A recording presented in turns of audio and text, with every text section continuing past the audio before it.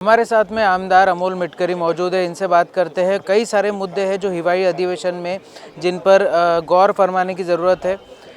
Sir, एक video अभी अभी आपने ट्विटर पे ट्वीट किया है।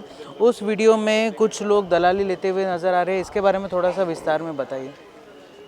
ये शीतकाल सत्र है नागपुर का, और ये नागपुर का शीतकाल सत्र किसानों के मसलों पे डिस्कशन होने के लिए यहाँ ऑर्गेनाइज होता है।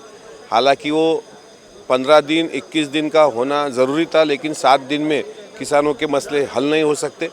आज जो वीडियो ट्वीट किया है वो आकोट कृषि उत्पन्न बाजार समिति यहाँ का है। ग्रेडर द्वारा 5,000 रुपये की डिमांड एक किसान को किए जाने का एक गंभीर प्रकार एक किसान ने मुझे व्हाट्सएप पे भेजा था, वो मैंने ट्वीट किया।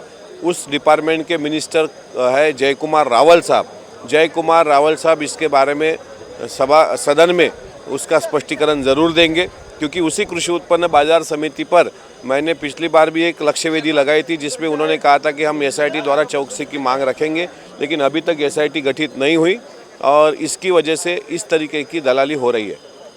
सर, क्या सदन में या विधान भवन में आप इस मुद्दे को उठाएंगे? ज़रूर उठाऊंगा।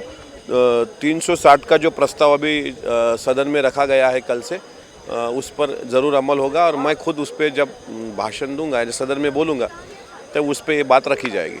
सुलेखाताई कुंभारे ने एक आरोप लगाया है कि जो कोरेगांव की ज़मीन है उसको लेकर अजीत पवार, चंद्रशेखर बावनकुळे और पार्थ पवार ये सब मिले हुए हैं। इन सबको पता था कि वो किस तरीके से ज़मीन ली जा रही है। सुलेखाताई पर शायद मानहानि का दावा भी बावनकुळे साहब ने किया है कि इस तरीके से बेतुके बयान देके सुर्खियों में रहने का कुछ लोगों का प्रयास है।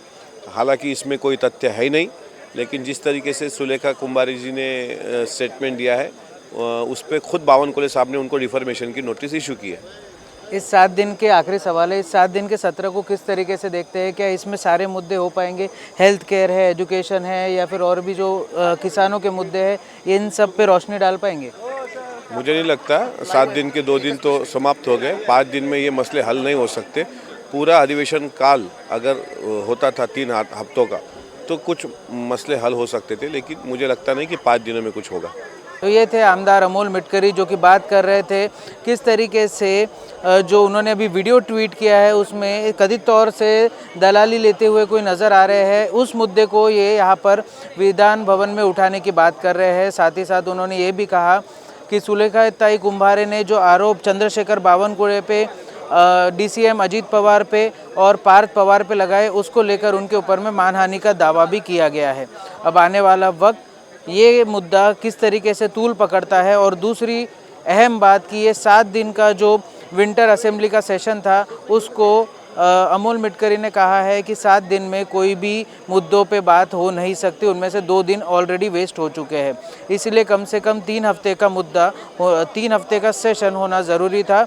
ये बोलना है आमदार अमोल मिटकरी का। अब देखना ये दिलचस्प है कि सरकार किन किन मुद्दों पर यहाँ पर रोशनी डाल सकती है। वीडियो जर्नलिस्ट प्रवीण सूर्यवंशी के साथ मैं शांतनु अग्रवाल, महान्यूज़ 7 नागपुर।